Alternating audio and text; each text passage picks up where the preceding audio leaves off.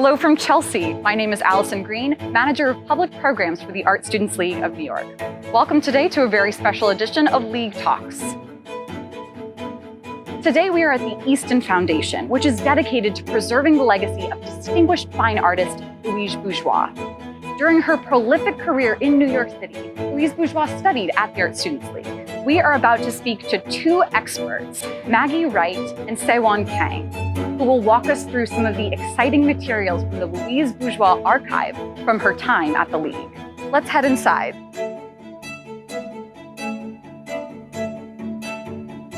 Hi, welcome to the Easton Foundation and the Louise Bourgeois Archive. I'm Maggie Wright. I'm the director of the foundation and the archive.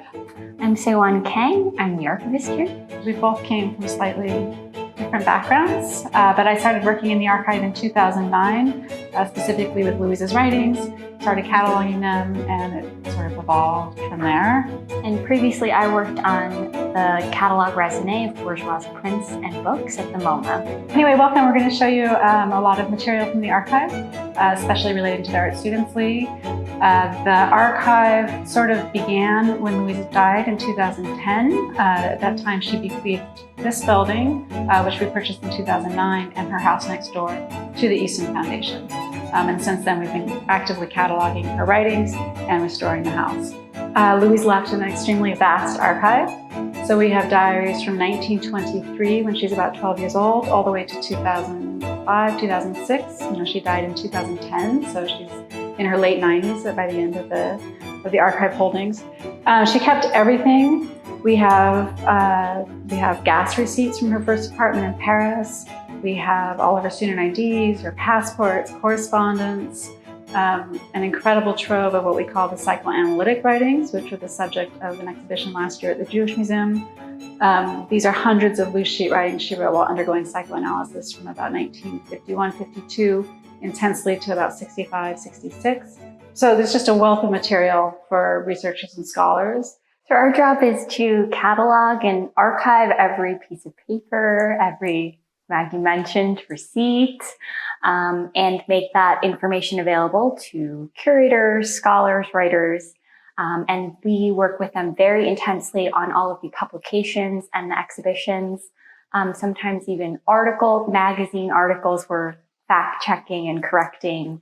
And we also are the holders of the copyright. So anytime anyone wants to use an image of Louise's work, we review it and make sure to honor her legacy. Louise's father had a tapestry gallery. He had always wanted the children to take over the gallery. She wasn't particularly interested in doing that. At this time, she had been going to art school and taking classes all over Paris. So she ended up cordoning off part of his gallery and opening her own little gallery. And we have the ledger sheets from that period here. As you can see on these, she's showing drawings by Modigliani, Bonnard, Vuillard, Picasso prints.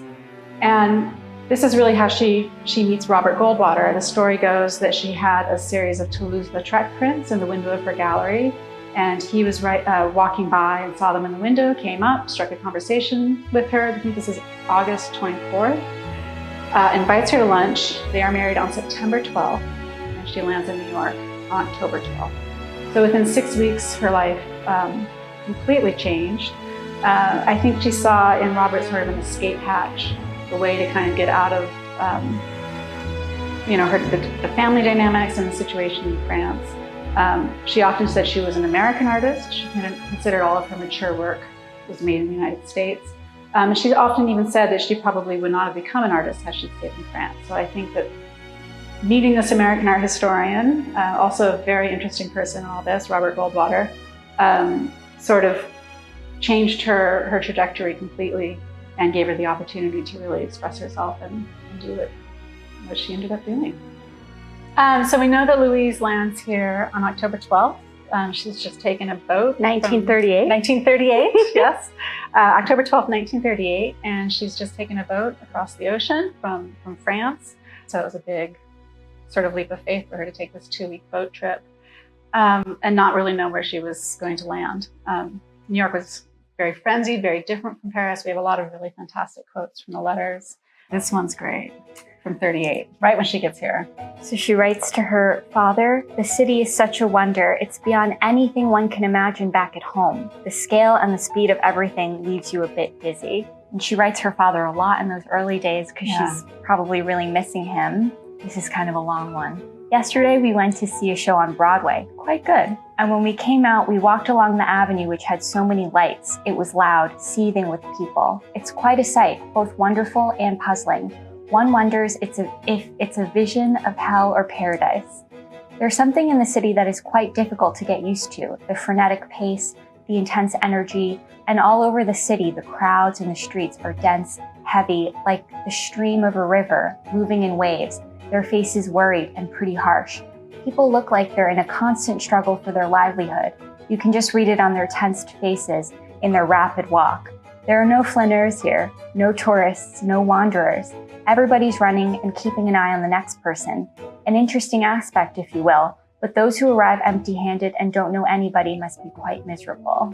So even though she didn't arrive empty-handed and she knew quite a few people, she's kind of putting herself in that position, right, of like wondering, oh my gosh, what must it really be like? Right. Yeah. Well, and starting to feel the homesickness and feeling like she'd sort of, she left so quickly, and having felt like she abandoned her family, and knowing the war is coming, and knowing that I think she'd always anticipated going back to France. Clearly, we know now that that wasn't a possibility for her given World War II, and I think there's a lot of guilt in leaving and feeling so alone and really homesick. But then she says this, which I think is... In the fall, 1938. "Anyway, here in America, there are some great moments and some less great. I don't regret coming here, even if Paris feels so far away." She lived in a very small studio apartment on 63 Park Avenue when she first arrives with Robert. And, she's consistently trying to make it, consistently trying to continue her practice, and really is painting and drawing. And I think people don't realize that it's probably the isolation, displacement she was feeling, yet that she was still so ambitious, and that she made all those incredible paintings at the Met show. Yeah. I mean, she's trying to set up house. She's trying to, figure out what her role is as a wife. And should I read this a mother? Quote? Yeah, let's read that one. She says to her father in December 1938, "Soon we'll be moving. We want to find something bigger where we can have more furniture. I'm actually cooking in a sort of closet now, and I paint between the bed and the window. Despite the fridge in the bathroom, it just doesn't work out. And when we have people over, we have to ask the janitor to lend us a few chairs. In the end, it's all quite comical and fun, and we're still very happy." But I think that's just a wonderful vision of the young artist in New York. Yeah. Which I think a lot of people can relate to. Absolutely. And also just seeing the paintings that are at the Met right now. That was really the first decade of her time here, and people don't really realize that that's what she was doing, and that she was, had this entire other practice in a different medium that we don't usually associate with her. And they're still phenomenal and extraordinary works of art into themselves. So I think, she received from her transcripts at the Art Students League that she got here, she enrolled very quickly into the Art Students League. And I think it sort of offered her a stabilizing force. I think she was very disoriented when she first got here. So we have these great transcripts that were shared by the Art Students League archivists, which is fantastic. It looks like the first thing she enrolled in was a life drawing class that started on November 1st. So about 2.5 weeks after she landed, she sought out a place to make art, which is pretty incredible. And we're sort of curious, we're trying to research this a bit more about how she sort of showed up at the League in terms of knowing about it and what it offered. I think she had gone through this kind of untraditional educational sort of path in France. She got a very traditional academic background at the Académie de Grand Chaumier and des Beaux-Arts in Paris, but she was also going to these private lessons that artists were running out of their ateliers. Right. So she trained with Leger and other artists who were... Académie Ranson and different places. Yeah. Right, and this is actually where women artists could train and draw from male nude models, which was not allowed in the more traditional academies. Yeah. So I'm sure when she landed in New York with the Art Students League being modeled after this French atelier style, she probably felt right at home. it's a little bit of Paris in New York. Right. And maybe that's why she sought it so quickly after getting here. It's like she wanted some stability as she was here. Like, she's in this new city, not really knowing what next step to take. And it gave her that kind of foundation to continue with all the studies.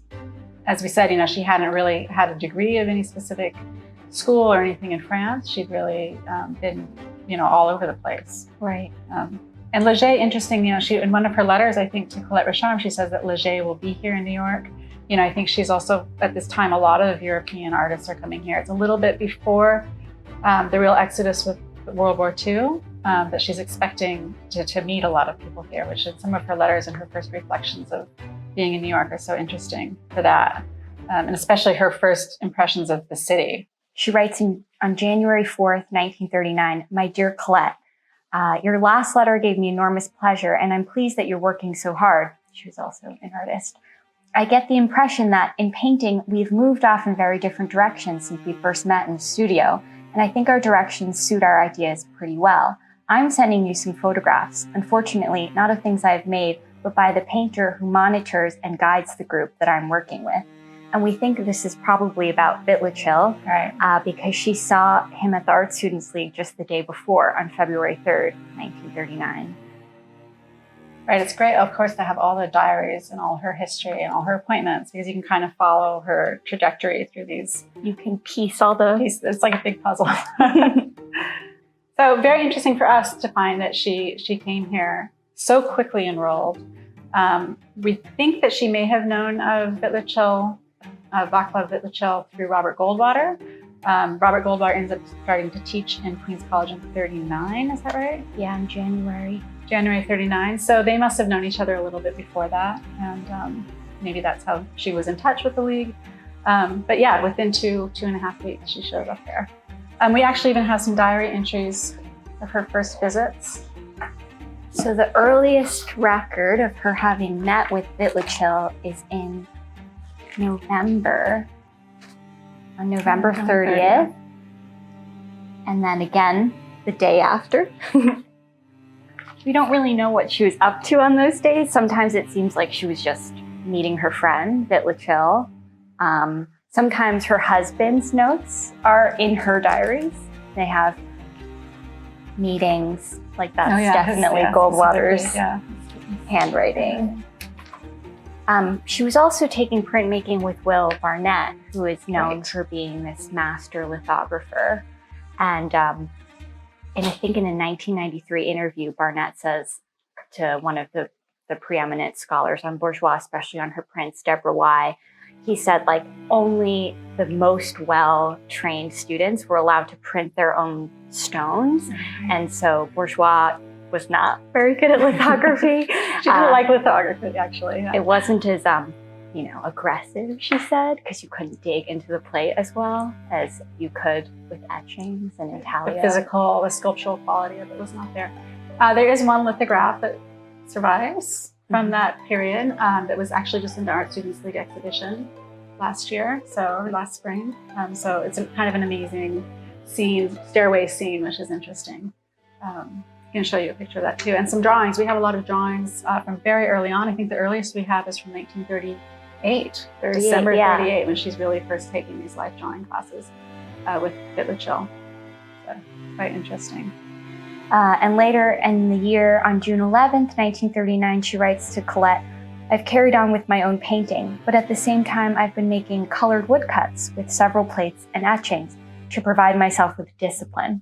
The techniques are easy and interesting, but the materials are so much poorer and less promising than oils that it takes a great effort to express oneself completely." And we know that around this time in June, she's going to the Art Students League and she's working with Will Barnett. And interesting that she's struggling to find a way of expressing herself through printmaking and then through painting. And then we know that finally painting wasn't doing it quite for her either, and she turned to sculpture. So it's like going through these trials and errors. Yeah. She takes life drawing classes November 38 through December 38, again in January 39, all the way through 39. And then she starts, as you mentioned, studying with Will Barnett, but also with Sternberg. She takes etching.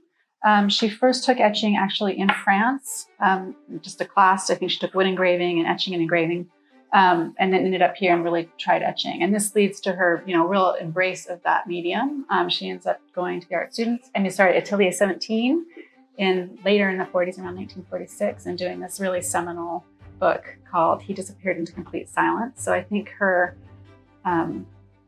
first experiences with etching here at the Art Students League was probably pretty, foundational for her. For sure. We were going to show the Art Students League ID, which is here from 1946. It's the only one we have, unfortunately. She didn't keep all the rest. Which is strange because she kept so many other IDs. We have so many things. I also found this was kind of interesting. This is an address book from the 40s. Very fragile. And you can see the third line is the Art Students League, 215 West 57th. And then the old number, phone number, circle 74510. And also Vit Vitlichill's number is in here as well. And we found this interesting also because in 1940, she continues to take life drawing classes, but at this point she has 2 children, as a third to come in 1941. So she continues making this a priority, going to the league, making it a priority, even after she's a mother early on. And then it looks like she is enrolled till 46 here, which may account for that being the last card that we have. Right. Louise kind of stopped really attending the league. We think there was a hard cut in 53. Mm-hmm. And this coincides with her deep depression and the beginning of her psychoanalysis when she stopped making art altogether. Exactly. But she continues to kind of, I think, see Vitlichill. And there's a letter from 1967 when Goldwater's writing to Louise. At this point, she's in Italy working on sculpture in Pietrasanta.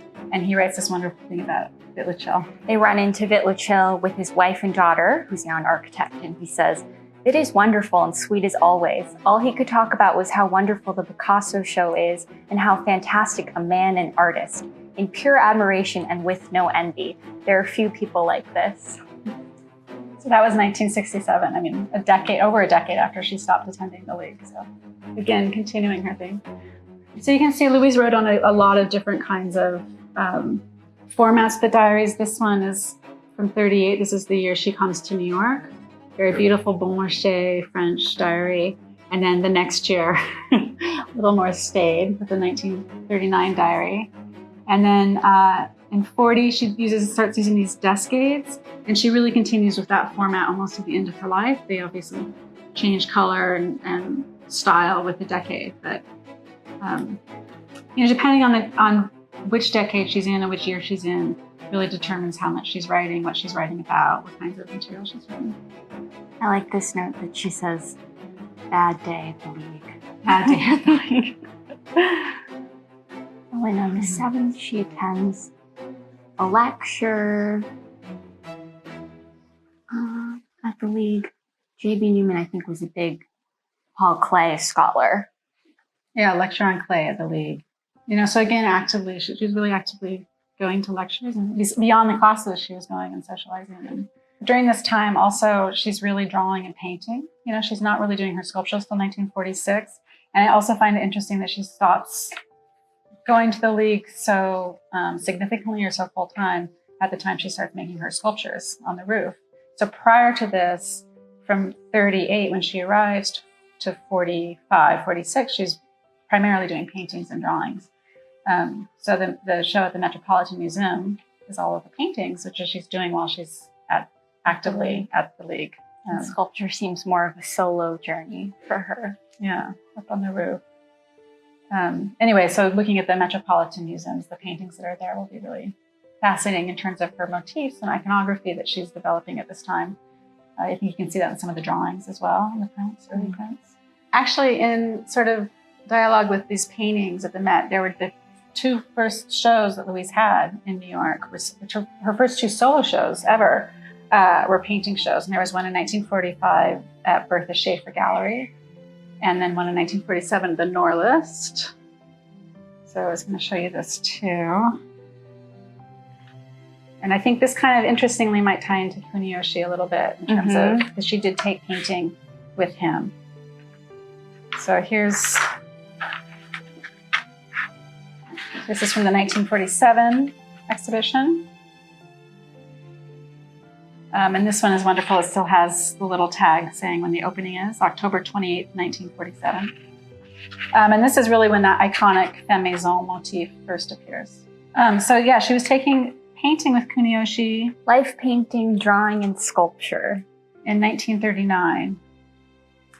And she joined this organization that he was the founding president of. It's called the Artists' Equity Association. And we know it was founded in 1947 to support artists after the dissolution of the Works Progress Administration. There's a little card for it. And many of the founding members were in her circle, including Will Barnett, George Biddle.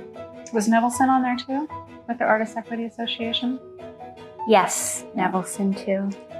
So that card is dated, so this is The December year after it was 1948. founded, yeah.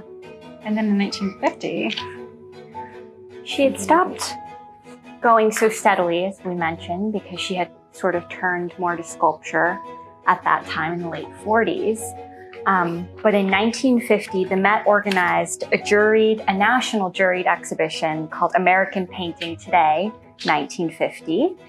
And a number of artists boycotted this exhibition because they disagreed with the Met and the jury's definition of what advanced art was.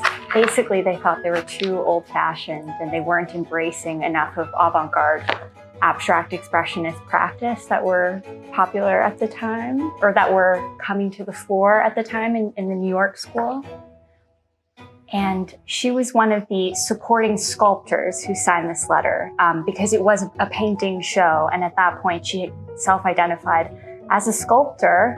But some of the painters who signed this were Jimmy Ernst, Adolph Gottlieb, Robert Motherwell, Burnett Newman, basically de Kooning. all of the abstract Irascibles. expressionists, which led to this photo that appeared in Life magazine that's now become known as the Irascibles. And so she, signed in support as a sculptor. And funnily enough, the New York jurors of this exhibition included many of her former teachers from the Art Students League. So Kuniyoshi was on the jury, as was Bitlichil, among others. So after this letter had come out and it was published in the front page of the New York Times, right, that these artists supposed this exhibition. June 1st is the letter, is dated June 1st. Yeah. And so then in July, a bunch of artists wrote a letter in support of the Met and the exhibition. And this was started by Will Barnett, another former teacher of Louise from the Art Students League. And this is just going on about how they support the Met and the project of the exhibition. And she got a copy of this letter and she wrote on it, "We disagree to disagree," which is perfect. Very Louise. So yeah, and I think point, this is the beginning where she starts kind of separating maybe from the league, and she's kind of has her identity now as an artist in New York. She's feeling a little bit more, I mean, I think she still has a lot of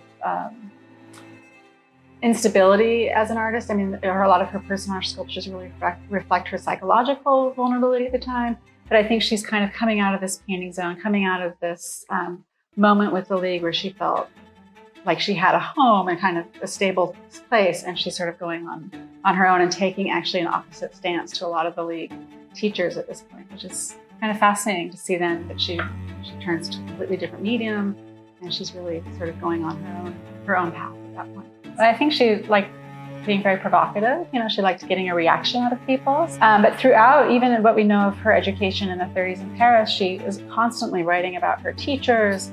I mean, they were very significant for her, especially Leger, who she often credits with being the person or the teacher that told her she was a sculptor, not a painter. But throughout those letters, she's talking about, you know, different guiding thoughts and influences.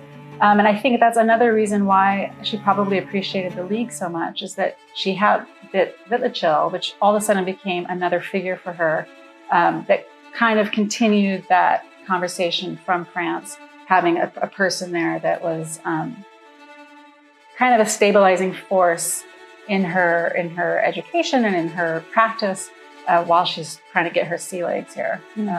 Which kind of, I think he's important in that.